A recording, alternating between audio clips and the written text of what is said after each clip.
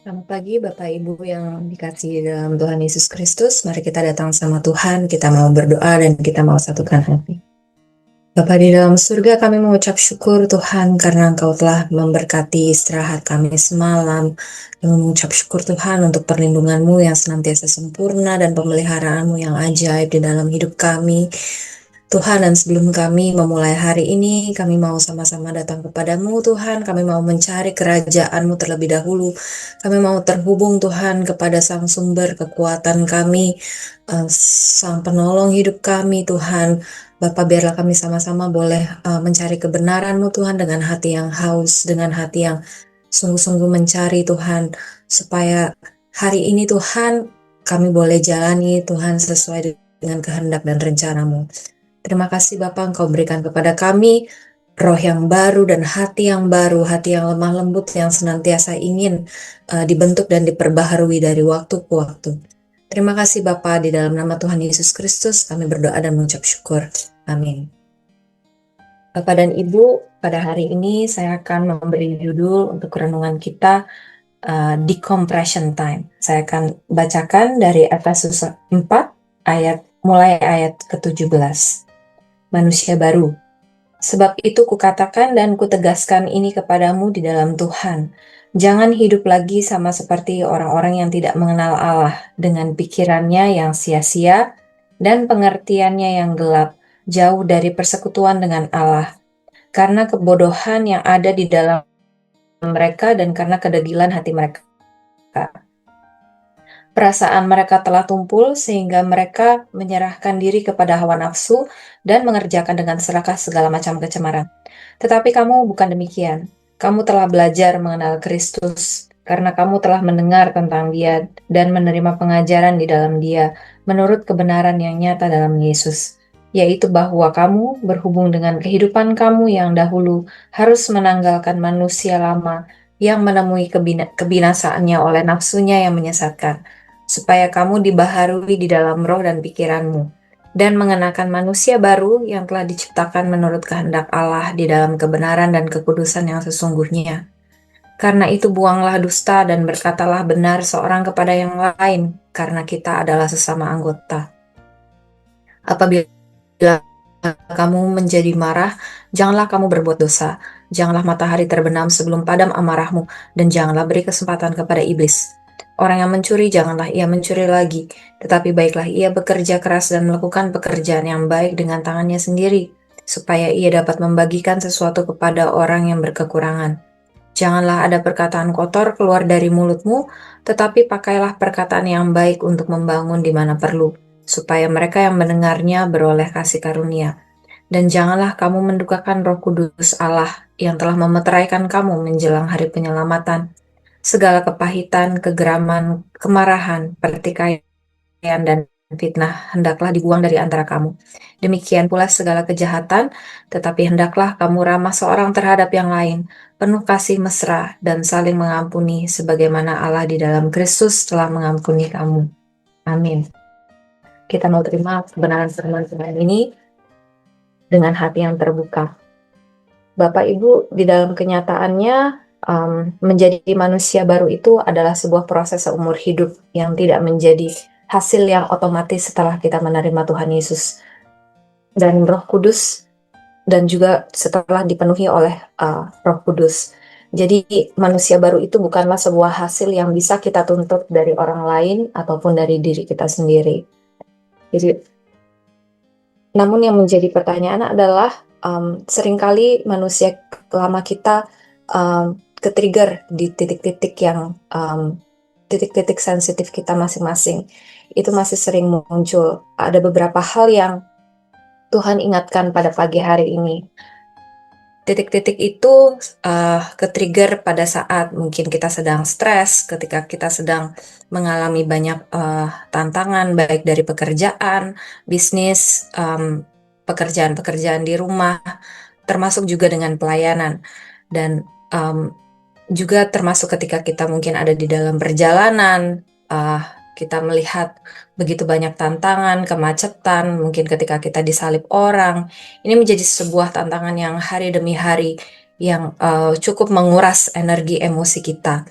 Namun pertanyaannya adalah, kenapa? Kenapa hal ini seringkali terjadi? Ketika kita di luar, kita bisa menampilkan hal yang baik, diri kita yang, terbaik, baik di dalam pekerjaan, di kantor, dengan business partners, bahkan di dalam pelayanan.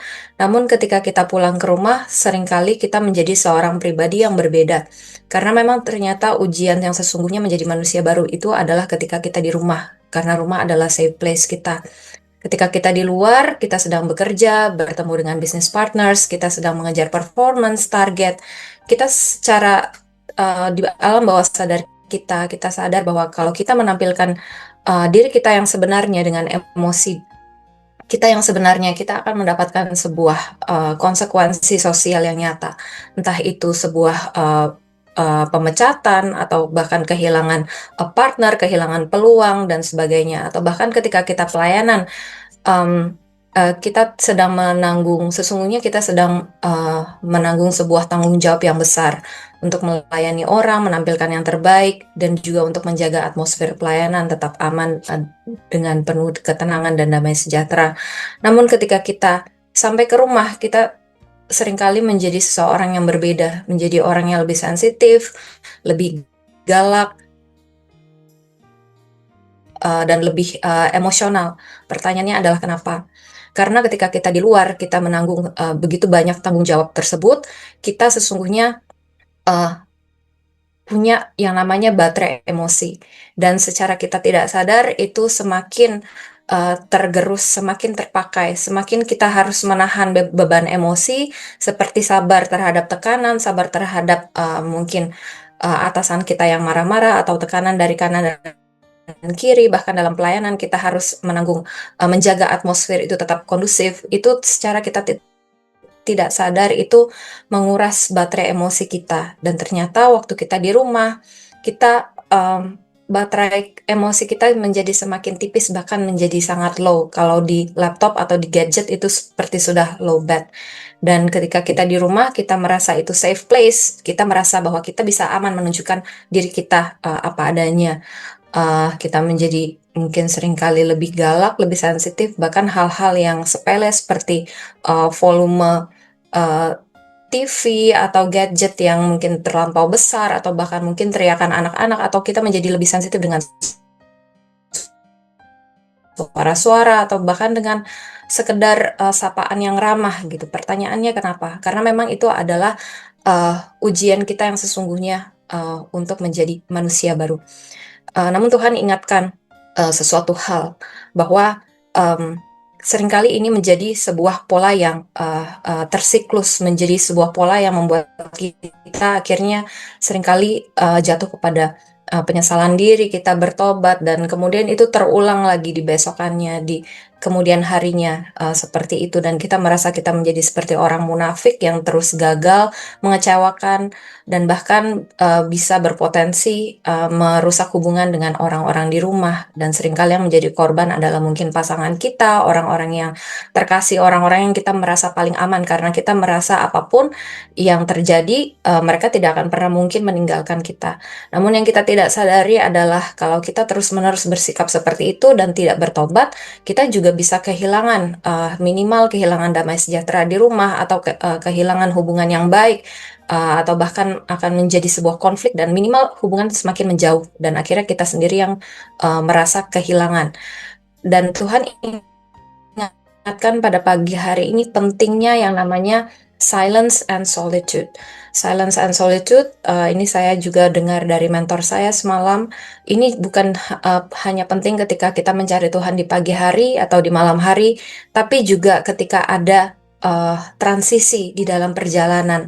Ketika kita dari luar, baik bekerja maupun pelayanan, sampai ke rumah.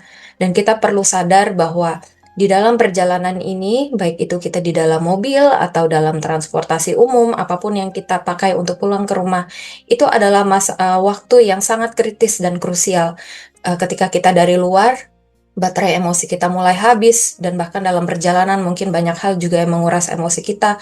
Tapi Tuhan mau agar kita uh, uh, menjadi memanfaatkan momen perjalanan ini agar ketika sampai di rumah kita tidak membuang beban-beban sampah-sampah emosi kita.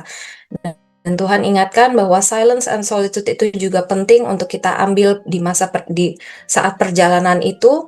Kalau mungkin di luar kita pernah mendengar tips bahwa sekedar mungkin mencuci muka saja di tempat yang netral, bukan di rumah, itu bisa membantu kita karena itu bisa membantu menetralkan emosi kita, membuang setiap kelelahan dan mencopot setiap topeng-topeng yang harus kita pakai selama di luar.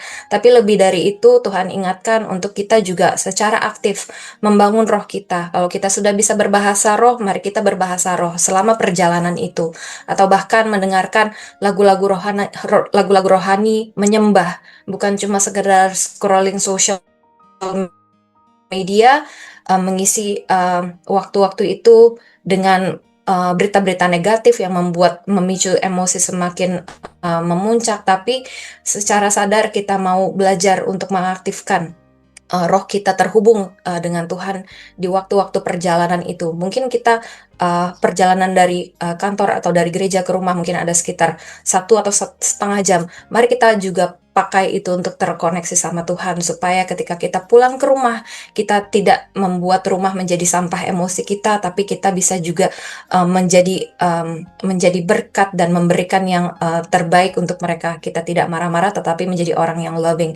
Bapak dan Ibu, ini bukan suatu proses yang mudah. Mungkin kita akan mengalami jatuh dan bangun, tapi Tuhan bukan hanya menuntut hasil. Tuhan bukan seperti manusia, tapi Tuhan mau melihat adanya kesetiaan.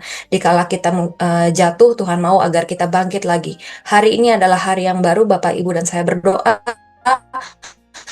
agar kita semua diberikan kasih karunia yang baru dan Roh Kudus terus menguatkan kita, dan agar kita terus mengandalkan Tuhan di setiap waktu, dan kita lebih aware akan momen-momen di mana kita bisa terus terkonek dengan Tuhan, karena sesungguhnya kita perlu menyadari juga bahwa tanpa Tuhan kita tidak akan bisa membuat pekerjaan bisnis, pelayanan, bahkan untuk menghandle setiap tanggung jawab kita dengan baik. Mari kita sama-sama berdoa, kita datang sama Tuhan. Tuhan Yesus, kami mengucap syukur Tuhan untuk kebenaran yang telah Engkau berikan kepada kami. Tuhan, kami mau datang kepadamu, kami mau memohon Tuhan kepadamu kekuatan untuk menjalani hari ini, agar kami boleh terus belajar untuk memperbaharui setiap respon-respon kami dan memanfaatkan setiap momen dalam perjalanan kami untuk terus terkoneksi dengan Engkau. Bapa, kami berdoa Tuhan Roh Kudus, Allah Roh Kudus yang terus berbicara sama kami agar kami boleh jadi pribadi yang semakin tajam, kami boleh jadi pribadi yang terus Tuhan mencari Engkau di dalam setiap kesempatan, agar kami boleh menerima kelegaan yang daripadamu. Dan aku berdoa Tuhan untuk setiap yang hadir Tuhan dalam ODP hari ini, Bapak, setiap beban tantangan apapun yang mungkin ada yang sedang mereka alami, Bapak, biar Engkau yang jamah hati setiap kami, Bapak, lewat setiap lagu yang kami dengarkan, setiap khotbah mungkin yang kami juga dengarkan, setiap firman yang kami baca, biar itu yang terus memproses dan berbicara dan memerdekakan kami semua menjadi pribadi yang baru Tuhan sehari lepas sehari, Bapak. Kami percaya Tuhan, kami tidak bisa berbuat apa-apa di luar Engkau.